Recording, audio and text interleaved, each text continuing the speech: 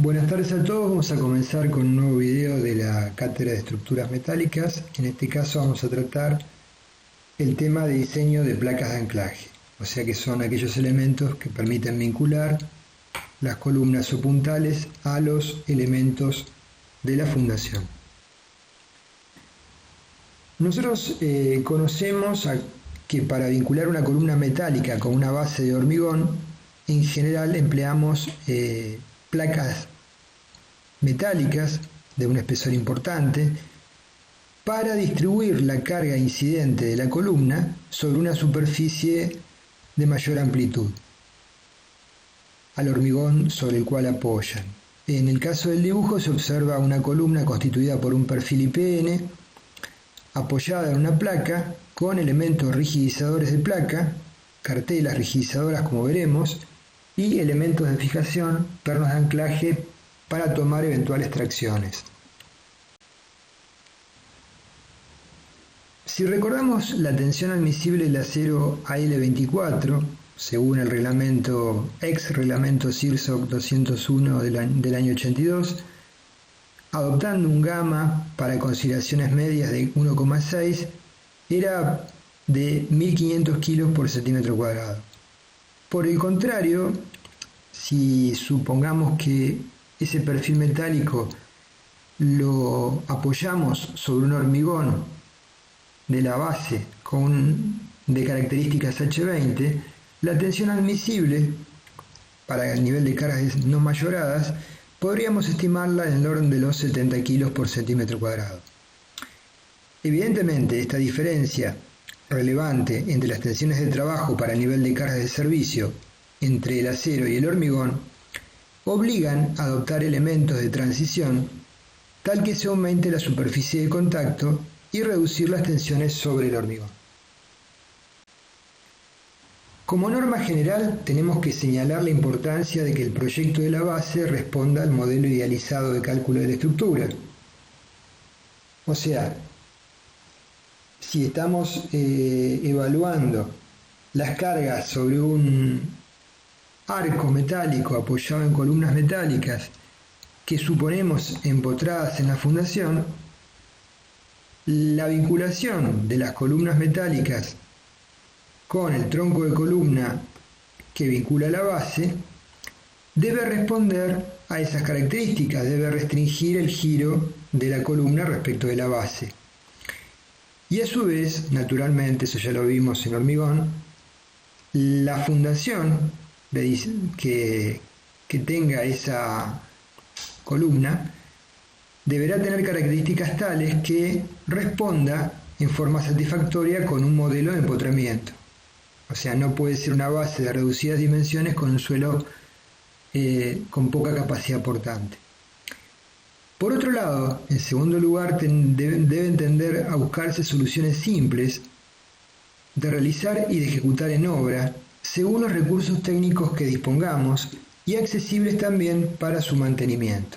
Siempre pensar en el tema de mantenimiento para lograr la vida útil deseada de la estructura.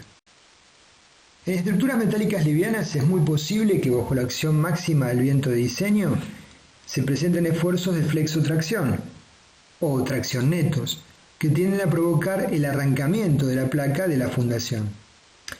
En tales casos se deben disponer de pernos de anclaje de la placa al hormigón, adecuadamente dispuestos tanto en cantidad como en ubicación, insertos en el hormigón una longitud de anclaje requerida para transmitir las fuerzas de las barras al hormigón. Muchas veces estos pernos de anclaje son de acero liso y por ende, cuando calculamos la longitud de anclaje tenemos que considerar esto. Son longitudes de anclaje requeridas de bastante mayores a las que requiere una barra de acero enarbolado. De la salida de un software de cálculo de solicitaciones, de un pórtico metálico con viento longitudinal, donde las fuercitas que reemplazan la acción equivalente del viento longitudinal, o sea, paralela a la cumbrera, la pusimos en rojo, observamos la deformada del pórtico. y la resultante de esas cargas da como condición que hay una tracción, una tendencia al arrancamiento de las columnas respecto de la fundación. Una base va a transmitir a la fundación distintos esfuerzos, cuya naturaleza y cuantía va a depender para cada estructura de las combinaciones de carga de diseño. Las solicitaciones que van a actuar desde la placa metálica al tronco de columna pueden ser de compresión simple, tracción, corte, momentos flectores o combinación de ellas más frecuentemente. Como hemos mencionado previamente, hay que pensar en la facilidad de ejecutar y que el modelo que estamos dibujando para que sea construido y posteriormente realizado en obra se corresponda con el modelo de cálculo. Arriba vemos una unión articulada que es una articulación de pobre calidad, ¿no? Pero simple de ejecutar. Entonces estamos vinculando la placa mediante bulones que coinciden con el baricentro del perfil. Entonces la tendencia al despegue de la placa en los extremos ante la presencia de momentos flectores asociados que tiendan a generar tracciones entre un elemento y otro no se ve severamente restringida. Después veremos que hay uniones mucho más eficaces y eficientes para formalizar o materializar una unión articulada. Abajo observamos una unión que está preparada para tomar fuerzas axiles y momentos y por ende tiene bulones, pernos de anclaje en las caras más alejadas, suponiendo que los momentos estén actuando en el sentido del alma del perfil. Respecto de la ejecución misma de este tipo de estructuras, hay diversas formas de realizarlo. Una que particularmente es conveniente en función de la precisión y la nivelación de las columnas es realizar un hormigón de primera etapa, que es el rayado, dejar los pernos salientes en la posición correcta, colocar en cada uno de los pernos una tuerca de nivelación, apoyar una placa metálica solamente al efecto de nivelar y con un nivel ir tocando cada una de las tuercas. Con 3 tuercas niveladas ya tenemos el plano nivelado. Cuando logramos nivelar ese plano, le damos un punto de soldadura a la tuerca. Retiramos la placa auxiliar y luego montamos la columna y colocamos las tuercas y contratuercas superiores. Nos va a quedar un espacio entre la placa y el hormigón de primera etapa, que es la zona en gris. Esa zona se llena con un hormigón denominado de segunda etapa, que tiene que tener características particulares, una reducida contracción y una facilidad de llenar ese oquedado hueco que suele estar en el orden de los 8 a los 10 centímetros de altura. A veces se dejan en la placa superior algunos orificios para airear y permitir, cuando estamos colocando el hormigón, la salida del aire retenido entre placa y hormigón de primera etapa. Esta metodología permite ejecutar estructuras con un grado de precisión que es satisfactorio, ¿sí? Y sin hacer muy complejo el procedimiento, y nivelar adecuadamente las columnas. Otras metodologías que ustedes van a ver en la bibliografía, que aparentemente serían más simples, generalmente terminan dificultándose en obra porque el hormigón de primera etapa rara vez queda con un nivel correcto. Justamente en esta foto estamos visualizando lo que les mencionaba recién. Se ha nivelado el hormigón, la placa sobre elementos auxiliares y ha quedado un vacío entre el hormigón de primera etapa y la placa que luego se llena con un mortero con una dosificación adecuada. Las barras roscadas permiten, como decíamos recién, una nivelación más precisa. El hormigón de primera etapa, les dije, de 8 a 10 centímetros, puede ser algo menos, 5 centímetros, puede quedar bajo el nivel de la placa. Sobre las tuercas inferiores, y entonces el procedimiento ya lo mencionamos recién. Podemos observar diferentes placas. En la foto de la derecha se observa una columna que transmite cargas importantes con momentos asociados y se observan 3 pernos por cara del perfil con cartelas rigidizadoras y la placa de acero, que va inserta en lo que llamamos el tronco de columna. ¿Sí? El tronco de columna es un elemento del cual vamos a hablar particularmente porque va a requerir de algunas consideraciones particulares que si las olvidamos nos van a complicar luego el montaje de la columna en obra. Si la naturaleza de la obra nos requeriría una articulación y deberíamos, para que efectivamente trabaje como tal, la que planteamos anteriormente era una articulación muy pobre.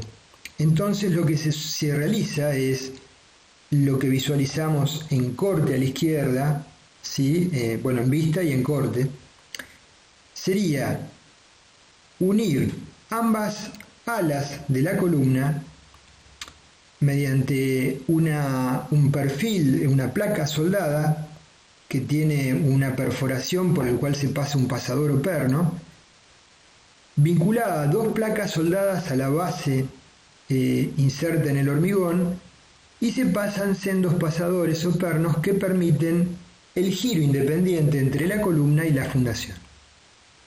De esta manera la transmisión de momentos flectores solo se debe al pasaje del esfuerzo de corte del baricentro del perno a la placa de base y tienen valores muy pequeños. Por supuesto que este tipo de articulación para materializarla es más costosa. Para estructuras menores, de poca envergadura, se puede llegar a ejecutar este tipo de articulación que sí presenta un cierto grado de restricción al giro. O sea, cuando nosotros la hayamos modelado como una articulación, va a ser un empotramiento elástico. Respecto de las consideraciones prácticas de diseño, las placas de anclaje son de dimensiones mayores que las columnas metálicas que apoyan sobre las mismas. Ello deriva que en forma estimativa debemos pensar que el ancho debe ser al menos unos 10 centímetros mayor a la columna y el largo unos 14 o 15 centímetros mayor para permitir alojar las barras de anclaje en cada una de las caras. En general, lo usual es que en cada una de las caras de la columna opuestas haya una fila de pernos de anclaje. Entonces eso nos requiere un cierto espacio en ambos extremos. En función de lo que mencionamos, siempre debemos considerar adecuadamente las dimensiones del tronco de la columna de hormigón armado sobre la que apoya la placa. Este tronco debe ser al menos 5 centímetros más ancho que la placa y de 6 a 8 más largo, en función de los recubrimientos mínimos requeridos para las condiciones de durabilidad y la armadura que va a tener el tronco de hormigón como columna de hormigón, como elemento de hormigón armado. Tenemos así entonces que estimativamente una columna de 20 por 50 centímetros de lado va a requerir una placa de apoyo de aproximadamente 30 por 70 y un tronco de columna de hormigón de 35 por 75 como mínimo.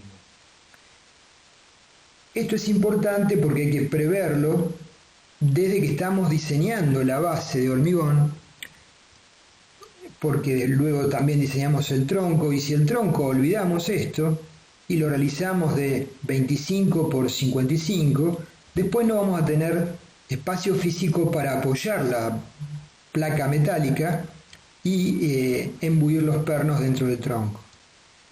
Entonces, Eso cuando se presenta, y a veces ocurre, porque ha sido diseñada la base por alguien que no trabajó en el tema del diseño de la estructura metálica o porque no tiene la experiencia debida, requiere de un trabajo de recrecido del tronco y de vinculación de ese recrecido del tronco con la base existente que tiene un costo asociado importante. Acá podemos visualizar, por ejemplo, una columna sobre una estructura que se está montando, metálica, de techos, que luego va a ser cerrada con mampostería, y se observa cómo la placa de columna apoya sobre el tronco de hormigón, ¿sí? Que sería como una pequeña columna de hormigón que está por encima del nivel cero, ¿sí? Que transmite las cargas a la base. En este caso se trata de una fundación con dos columnas que apoyan sobre troncos de hormigón sobre una misma base combinada. Las columnas transmiten una carga más importante y se observan claramente la necesidad de que los troncos de columna tengan dimensiones, como dijimos recién, relevantes. Esta es una visualización que tomamos de un dibujo de otro autor, en donde se puede ver esquemáticamente cómo sería. Normalmente no se hace así, o sea, lo que originalmente se deja inserto en el hormigón son los pernos, ¿sí? Las barras de anclaje, que están debidamente vinculadas mediante elementos que la sujetan y la mantienen en posición cuando hormigonamos, ¿sí? Pero esquemáticamente se estaría visualizando el conjunto completo. No es que se deja montada la columna con la placa de base y las cartelas y las barras de anclaje incluidas. Es solamente un esquema. Entonces tenemos que tener cuidado antes de ejecutar el encofrado del tronco de hormigón, de dejar en la posición correcta las barras de anclaje, de modo que cuando hormigonemos el tronco y la misma base, no haya desplazamientos que impidan que coincidan los agujeros de la placa de la columna con los pernos colocados. Ha pasado en algunas obras que eso ocurre y esos pernos realmente no pueden ser utilizados y hay que colocar, insertar varillas con epoxi, y eso también tiene un costo adicional importante. Respecto del cálculo de las placas de anclaje, debemos definir las siguientes características. El ancho de la placa y la mayor dimensión BH, o sea BH, si la placa es rectangular, el espesor de la misma, las características de las cartelas en el caso de que coloquemos las mismas, las características de los pernos de anclaje, es decir, la posición, el número, el diámetro, la longitud, las dimensiones del tronco de columna y el armado del mismo. No se olviden que el tronco de columna es un elemento de hormigón armado y tiene que ser diseñado respetando cuantías mínimas, ¿sí? Y la armadura de hendimiento en el tronco de la columna. Respecto a las hipótesis de cálculo para diseñar las placas, suponemos que el hormigón del macizo se encuentra en régimen elástico frente a las solicitaciones que le transmite la placa de anclaje. La placa usualmente es de forma rectangular, si no lo es, no habría inconveniente en este aspecto. En cuanto al planteo de la resolución del problema, el centro de gravedad del perfil coincide con el de la placa y sus caras son paralelas a los bordes de esta. Los pernos de anclaje son todos iguales y se colocan distribuidos simétricamente a los dos ejes paralelos a los bordes de la placa. Se asume la placa como rígida y, por tanto, en función de lo planteado, las variaciones de tensiones sobre el hormigón van a seguir una ley lineal. Eventualmente, si la placa no fuese rígida o no podemos asumir tal condición, vamos a ver cómo podemos enfocar el problema, ¿sí? En función de conocimientos que tenemos de hormigón 1. El procedimiento de cálculo va a depender de las solicitaciones que actúan sobre la placa, o sea que la columna transmite a la placa y que la placa transmitirá al tronco de columna y fundación. Veremos en primer lugar un caso simple que es aquel en que solo actúa una fuerza axial de compresión. Vamos a suponer para el planteo que la placa es rígida. Después veremos qué diferencias tiene cuando no podemos cumplir con esta condición. Entonces observamos en planta que la placa de apoyo de la columna conformada por un perfil de tipo T tiene un ancho LI y una altura LX. Tenemos que la carga P es mayor que 0 y que el momento es nulo. Estimativamente la tensión sobre el hormigón entonces, para el nivel de carga de servicio, la obtenemos asumiendo una placa rígida y la carga centrada como una reacción uniforme en el hormigón sigma H, como observamos abajo. Esa tensión la podemos obtener naturalmente dividiendo la carga aplicada P por el área de la placa, Lx por Li, que debe ser menor o igual que la tensión admisible para el hormigón. Por otra parte, los momentos de diseño sobre la placa, en ambas direcciones, X e Y, van a ser iguales al producto de la reacción uniforme por la longitud que medie entre el extremo de la placa libre y la zona que podamos considerar que la misma está empotrada. Hay una probable línea de falla a nivel del baricentro del ala, con lo cual hay un voladizo en el sentido del eje vertical, Lx, igual a m. En el sentido horizontal, con esta configuración de perfiles, podemos presumir que el empotramiento de la placa no se produce en concordancia con el extremo del ala, sino a una cierta distancia hacia adentro de la misma. Entonces podemos adoptar n en función de tomar un 10%, ¿sí?, de la longitud del ala como zona de falla y trazamos la superficie de falla consecuente. Entonces tenemos que los momentos de diseño sobre la placa MX va a ser sigma B por M sobre 2 y MI va a ser sigma B por N sobre 2. El módulo de resistente por unidad de ancho de la placa será 1 por el espesor de la placa al cuadrado dividido 6.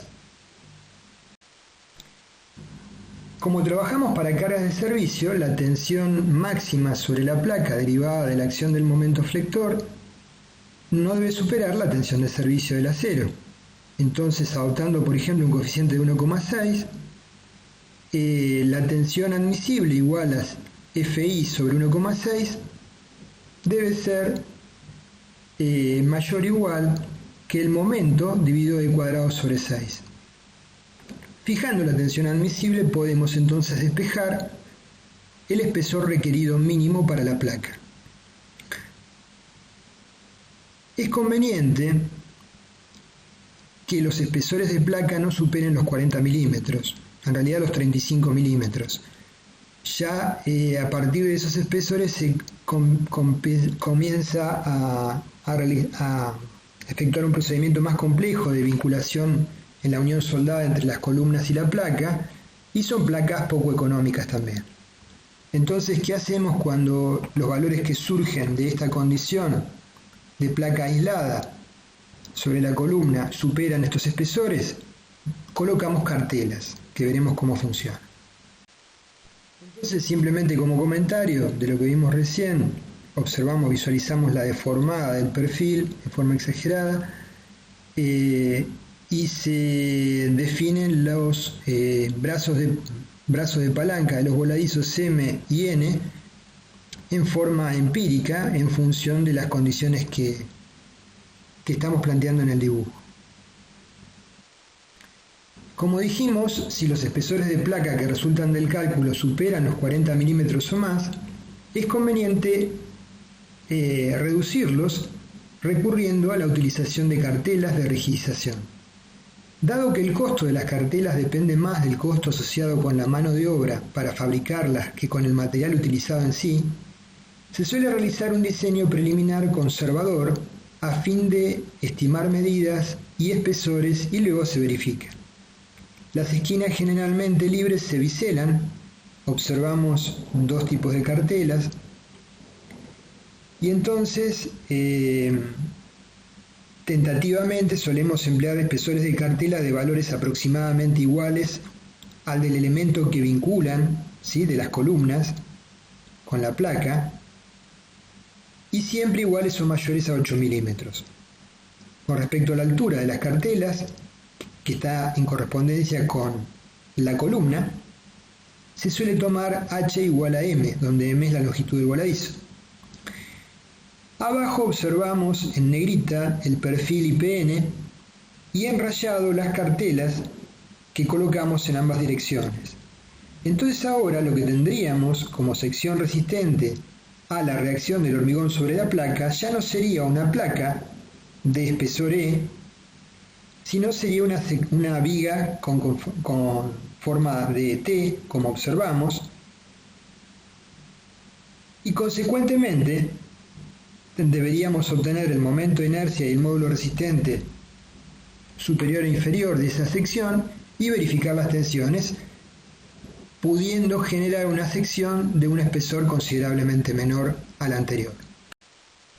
Entonces, respecto al diseño de la placa con cartelas, adoptamos, como vimos previamente, líneas de rotura que ahora sí podemos asumir que pasan por el borde del ala de la columna, como AA' o BB'. ¿Sí? Y trabajamos con las reacciones del hormigón sobre la placa, que pueden ser uniformes ante una carga centrada o variación lineal ante una carga excéntrica, donde la resultante de la carga aplicada no salga del núcleo central de la placa. De tal forma, determinando los módulos resistentes de la cartela tipo A y tipo B y los momentos actuantes, podemos verificar las tensiones y ver si es apta el diseño planteado o no. Para verificar la cartela misma, que está comprimida a lo largo de su alma, tendríamos que hacer alguna consideración que permite simplificar el análisis. Caso contrario, habría que hacer un estudio algo más complejo mediante elementos finitos, por ejemplo. Entonces, podemos suponer en la cartela del dibujo que se observa a la izquierda un corte y en el centro una vista en planta, que la cartela que pasa sobre la línea rayada, ¿sí?, toma la porción de carga que está en gris marcado de ancho B. Eso arroja una resultante que está graficada como R asterisco, que tiene componentes, se puede descomponer en dos componentes, una de las cuales genera un efecto de compresión sobre el cuerpo de la cartela. Ese segmento de la cartela, que no suele tener un espesor importante, del orden de 8 milímetros o mayor, dijimos, tenemos que imaginarlo como una columna ficticia que tiene condiciones de borde que tenemos que definir en la vinculación con la columna y con la placa de base. Normalmente, asumiendo un empotramiento parcial, se puede asumir que la longitud de pandeo de ese elemento ficticio que estamos tomando es de 2/3. Y la sección de la cartela se puede asumir como de ancho igual a 1/4 de la misma. Entonces, tenemos por geometría la longitud 7 veces el ancho B sobre 8 seno de alfa, la sección, el área, la carga, que sería R asterisco sobre coseno de alfa, el radio de inercia mínimo, igual al espesor de la cartela dividido raíz de 12, y por ende podemos obtener la esbeltez, ¿sí?, el coeficiente omega de pandeo, si trabajamos con el método simplificado del reglamento CIRSOC 84, y hacer la verificación correspondiente para el nivel de cargas de servicio. Si por el contrario estamos trabajando con el reglamento 301-2005, el procedimiento será con cargas mayoradas y será como veremos, como hemos visto en pandeo. No es frecuente, pero eventualmente, si las dimensiones de la placa son importantes y no tiene cartelas de rigidización, la placa ya no se puede considerar rígida, sino se debe considerar flexible. En ese caso tenemos que recurrir a idealizaciones semejantes a las que utilizamos en hormigón 1 cuando estudiamos bases flexibles, modelando el hormigón como una serie de resortes con un valor de coeficiente de balasto que tiene que ver con la rigidez del hormigón y reemplazando entonces al hormigón mediante estos resortes.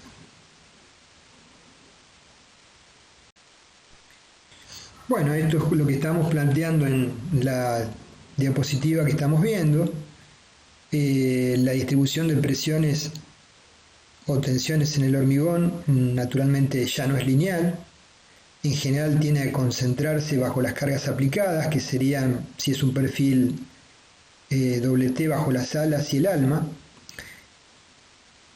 Entonces, una forma relativamente simple de modelar es modelando bajo el concepto de vigas sobre fundación elástica y reemplazando el hormigón por una serie de resortes mediante el concepto de coeficiente de balasto, lo que presupone que la presión en cada punto es proporcional a la deformación.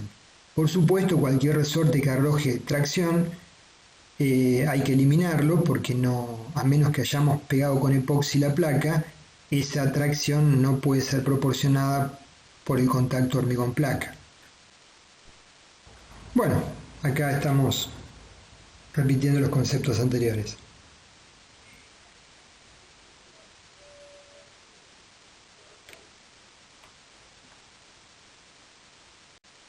Es de destacar que en esta situación poco frecuente de placa flexible tendremos que evaluar la posible concentración de tensiones sobre el hormigón y las tracciones que se van a generar en el mismo por la apertura de las isostáticas de compresión sobre el tronco de hormigón, el fenómeno de hendimiento que estudiamos en hormigón 1, que generan la necesidad de calcular esa armadura de hendimiento en planos horizontales para colocar en el tronco de cono de las columnas. Serían las tracciones que se visualizan en azul. Acá se puede observar el ensayo de un perfil doble T aplicado en forma directa sobre el macizo de hormigón y naturalmente al no haber una transmisión adecuada de tensiones se produce una concentración de las mismas y la falla por hendimiento de ese tronco. Si quisiéramos evaluar entonces mediante dos líneas ortogonales las tensiones, observaríamos que ya dejan de ser claramente lineales y hay una concentración sumamente importante bajo los puntos de aplicación de las cargas, alma del perfil y alas del perfil.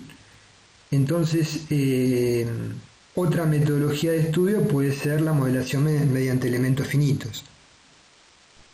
El caso más general es aquel que presenta una solicitación de flexión compuesta, o sea, flexo-compresión con pequeña excentricidad, flexo-compresión con excentricidades medias o flexo-compresión con gran excentricidad.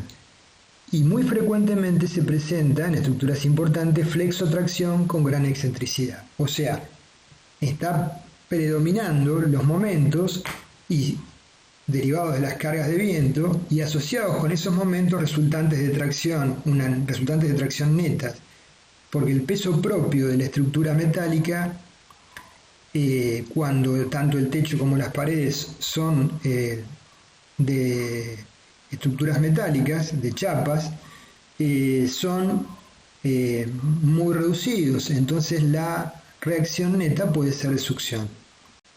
El caso de compresión simple ya lo vimos, flexión compuesta con pequeña excentricidad sería aquel caso en que la resultante cae a una distancia del eje de placa A menor que el lado Lx sobre 6, o sea que toda la placa está comprimida. Si suponemos que la placa tiene un comportamiento rígido, podemos entonces asumir que el diagrama de tensiones bajo la placa en el hormigón va a ser trapezoidal, con una tensión máxima del lado que incide el momento y una tensión mínima o nula eventualmente del lado opuesto. Para la situación que vimos previamente, en teoría no se requerirían de anclajes, aunque en la práctica siempre se colocan, ¿sí? Porque no no tenemos la certeza total de que no vaya a haber alguna situación particular en la cual las cargas axiales de compresión se reducen y las fuerzas horizontales derivadas del viento se mantienen en un valor constante o aumentan. Entonces, la tensión máxima va a estar dada por, según las expresiones de resistencia de materiales, por el componente PU sobre V por H más MU sobre el módulo resistente, BH cuadrado sobre 6, menor o igual que la tensión admisible si trabajamos con cargas admisibles o la resistencia característica del hormigón si trabajamos con cargas mayoradas. La zona que va a generar flexión sobre la chapa, que tiene una longitud de voladizo M, es la zona del diagrama de tensiones en el hormigón en negro, ¿sí? O sea, tenemos un diagrama trapezoidal que perfectamente podemos tomar un diagrama rectangular equivalente para simplificar el cálculo. La situación siguiente sería flexocompresión con excentricidades medias, o sea, donde las excentricidades salen del núcleo central, pero son menores que 3/8 de h, donde h es la longitud Lx de la placa. En ese caso va a haber una zona de la placa que va a estar traccionada en teoría, por lo tanto no va a haber tensiones de contacto entre la placa y el hormigón. El diagrama de tensiones es triangular como observamos, y a una distancia de la cara comprimida X nos encontramos con el eje neutro. La restante zona de la placa está inactiva, ¿sí? A menos que coloquemos anclajes como es frecuente hacerlo. En este caso ustedes pueden hacer la verificación numérica asumiendo la placa rígida. La carga P es igual a B por X sobre 2 por sigma prima B máximo, y la distancia X del borde más comprimido al eje neutro es igual a 3 que multiplica H sobre 2 menos A, donde es la excentricidad. Entonces, como dijimos, la zona traccionada se asume en activa. Acá es conveniente, ¿sí?, a pesar de no considerarlo en el diseño, sí o sí colocar barras de anclaje en cada esquina de la placa. Y si el momento puede cambiar de signo, esa situación se va a dar en ambos extremos de la placa.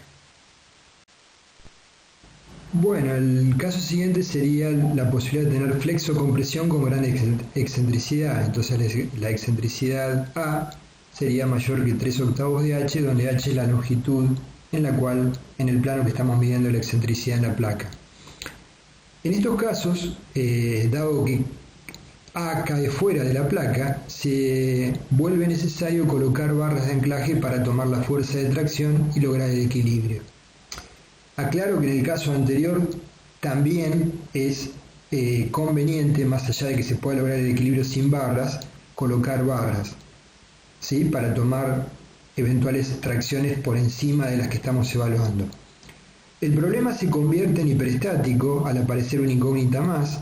Se requiere entonces el empleo de la condición de compatibilidad de deformaciones. Consultando bibliografía, la norma española EA 95 permite simplificarlo al fijar un valor de profundidad de la zona comprimida X, ¿sí?, la profundidad del eje neutro, y una distribución de tensiones en el hormigón idealizada dentro de ese valor de X constante. Abandonamos la hipótesis de comportamiento lineal del hormigón. Bajo este concepto se define a X como H sobre 4.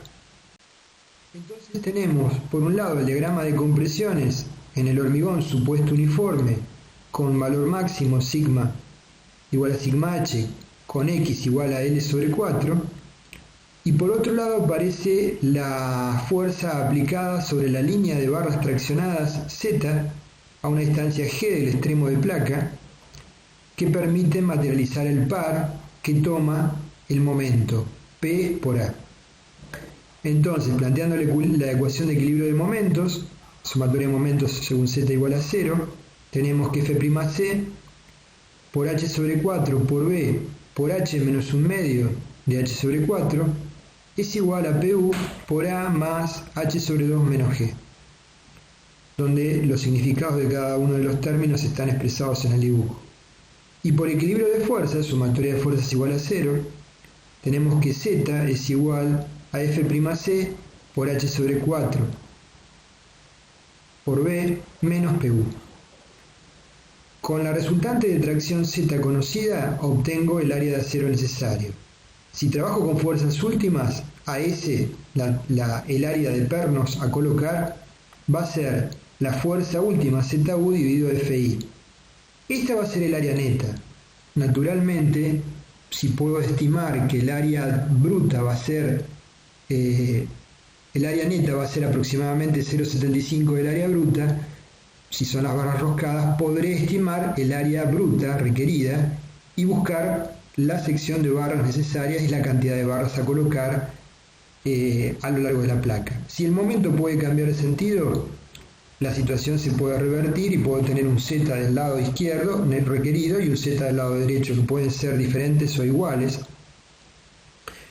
A veces, por un criterio de simplificar el problema, se adopta el mayor de los zetas para definir la cantidad del diámetro y la cantidad de bulones a colocar sobre esa línea, y en la cara opuesta se toma la misma sección. Pero eso es a criterio del proyectista. Respecto a la longitud de anclaje de la barra perno en el hormigón, depende de la conformación de la misma. Si es acero liso, como usualmente se trabaja, podríamos aceptar, dependería también de la calidad del hormigón, una tensión admisible del orden de los 5 kilos por centímetro cuadrado. Entonces podemos definir a la longitud de anclaje básica como la fuerza, ¿sí?, que está traccionando la barra, si es mayor a dividido 1,6 por 1 sobre pi por tau por phi. Con gancho a 90 grados podemos adoptar como longitud final 0,7 de L0. En el caso planteado, la tensión sobre el hormigón surge del planteo de equilibrio. F'C es igual a PU, que multiplica A más H sobre 2 menos G, dividido H menos D sobre 8, por B, multiplicado por D sobre 4, donde D es la distancia entre el borde de la placa comprimida al baricentro de las barras de anclaje. Cuando eventualmente las longitudes arrojan valores importantes, porque suelen ser las barras de anclaje de diámetros 25 milímetros mayores, entonces se puede recurrir a anclajes mecánicos, como se ve a la izquierda y a la derecha, que son dispositivos que adecuadamente ensayados permiten reducir la longitud requerida de anclaje. Bueno, aquí estamos visualizando entonces el esquema idealizado de tensiones sobre el hormigón, y en la zona que hay tracciones, naturalmente las tracciones solo pueden ser tomadas por barras de anclaje, que tendrán que luego estar diseñadas una vez obtenido el valor de T de equilibrio, la sección requerida de barras, el diámetro de las mismas, y una vez definida el diámetro de las barras, en función de la característica de la misma, sean barras lisas o tengan otra conformación, se definirá la longitud de anclaje requerida, en función también de la calidad del hormigón. Y con eso terminar el aspecto de diseño en esta etapa. En el caso de que el peso propio coexistente con la fuerza de viento sea muy reducido, se pueden dar las situaciones de flexotracción con gran excentricidad, donde A es mayor que dP sobre 2. En este caso tomamos como variable de comparación dP, que es la distancia entre baricentros de barras de anclaje en ambas caras opuestas. Acá va a ser necesario colocar pernos en ambas caras, y dP sería la distancia entre el baricentro de los pernos de ambas caras. Para placas rígidas se asume un diagrama idealizado de tensiones en el hormigón según lo que acabamos de ver, con una profundidad X igual a D sobre 4, resultando la sumatoria de fuerzas Z la tracción igual a PU, que multiplica el término 8A más 3H dividido por 8D menos 3H. Planteando ecuaciones de equilibrio de fuerzas y momentos se puede hacer la deducción presente. La tensión máxima sobre el hormigón, F'C, es igual a Z menos PU dividido H sobre 4 por B. Bueno, en los casos de gran excentricidad, hay que verificar también el espesor de la placa en función de los momentos que surgen también generados por la restricción que imponen los pernos a la elevación de la placa. Entonces vemos la ecuación de momento último, ¿sí? Se supone que un perno actúa sobre una superficie de placa equivalente al trazado de dos rectas de líneas de rotura a 45 grados con respecto al eje de empotramiento de la placa con la columna. Si la distancia N1 es la distancia del baricentro de la placa de acero de la columna con respecto a la barra, entonces podemos expresar el momento último como ZI por N1 y a ZI como 0,9 por lo que llamamos módulo resistente S por la tensión de fluencia. Entonces, podemos despejar de la ecuación planteada, sabiendo que la zona de placa colaborante, según la expresión de rotura que planteamos, B1 es igual a dP más 2 veces N1, podemos despejar entonces de la presente ecuación el espesor TP de placa requerido, ¿sí? De la expresión de módulo resistente. De esta manera hacer el chequeo si el espesor de placa que adoptamos en función de las reacciones de compresión del hormigón sobre la placa es adecuado o hay que modificarlo. Lo que usualmente uno hace es establecer el espesor de placa en función de la condición anterior y hace la verificación para esta situación. En resumen, para todos los casos vistos, las condiciones a cumplir son: mantener las tensiones sobre el hormigón dentro de los límites admisibles para el nivel de cargas de servicio, mantener las tensiones sobre la placa de anclaje dentro de los límites admisibles bajo cargas no mayoradas, definir el diámetro y cantidad de barras de anclaje a colocar, verificar las tensiones de adherencia sobre los mismos para determinar la longitud de esas barras de anclaje y definir dimensiones y armado del tronco de columna. Estas son cuestiones básicas a realizar. En placas fuertemente solicitadas podemos requerir otro tipo de rigidizaciones como las que vemos en el dibujo, ¿sí? Que permiten mejorar el comportamiento del sistema en conjunto.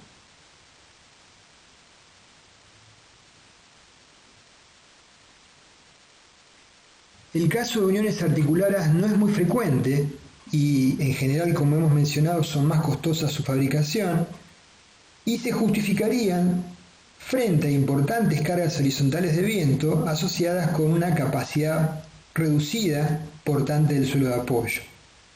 Entonces, lo que observamos es que, aunque es una articulación, las cargas se transmiten a través del perno, ¿sí? La resultante con la cual hay que verificar el perno a corte y flexión es naturalmente la raíz cuadrada de n asterisco al cuadrado más b cuadrado, y existe un pequeño momento actuante entre la placa y el hormigón dado por B por el brazo de palanca H, que en general suele ser de magnitud despreciable.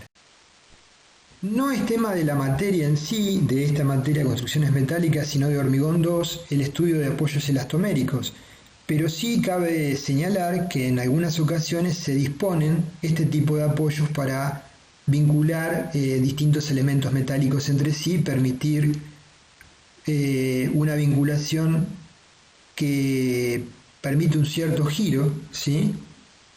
O deslizamientos. Entonces acá vemos fotos de los elastómeros, los apoyos elastoméricos, que en general están constituidos por capas de material elastomérico y chapas metálicas intercaladas y conforman el paquete finalmente que se observa en la foto de la izquierda. Naturalmente el procedimiento de diseño y cálculo de los mismos lo vemos, como dijimos, en la materia hormigón 2. Como ventajas de este tipo de apoyos tienen que son económicas, bajo costo del material, fácil fabricación y diseño, es sumamente efectivo para las cargas de compresión, absorbe irregularidades de contacto sobre el hormigón, irregularidades razonables, se deforma bajo cargas horizontales lateralmente, absorbe de mejor manera las cargas dinámicas, las vibraciones, y no requiere limpieza ni lubricación. Sí, luego de un determinado tiempo que caduca su vida útil, hay que reemplazarlos. Bueno, gracias por su atención. Esto ha sido solo un resumen de la clase correspondiente de placas de anclaje. Se sugiere que lean la bibliografía y los apuntes que dimos sobre